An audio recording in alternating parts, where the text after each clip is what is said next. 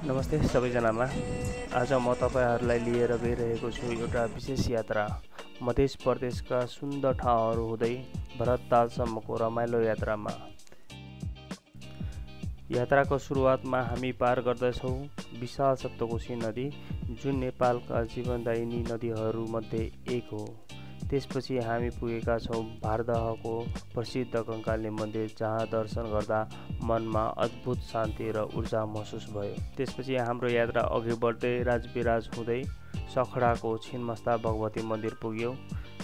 शक्ति र श्रद्धाको प्रतीक यो मन्दिरमा हजारौं भक्तजनहरूको आस्था देख्दा मन अत्यन्तै प्रसन्न भयो।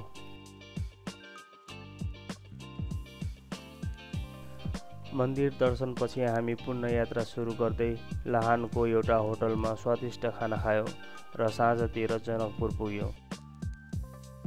साँझको जनकपुर धाम, झिलिमिली बत्ती, भक्तजनको भिड र आध्यात्मिक वातावरणले साँच्चीकै मनमोहक बनायो।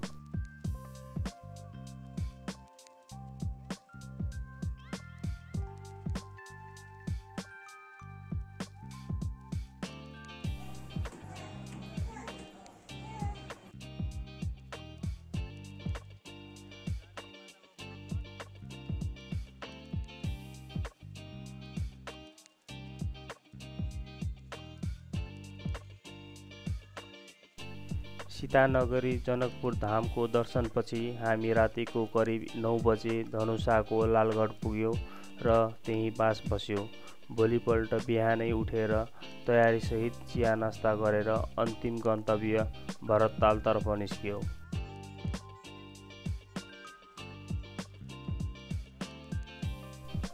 अन्त पुग्यो भरतताल।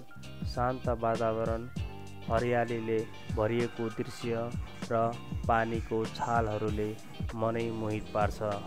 यहाँ पानी जहाज, साइकलिङ, घोडासवारी, स्काई साइक्लिङ जस्ता रमाइलो गतिविधिहरू छन्। परिवारसहित घुम्नको लागि यो निकै आकर्षक र उपयुक्त स्थान हो। यो थियो हाम्रो छोटो तर यादगार यात्रा। तपाईहरुलाई कस्तो लाग्यो? कृपया कमेन्टमा आफ्नो विचार अवश्य राख्नुहोला।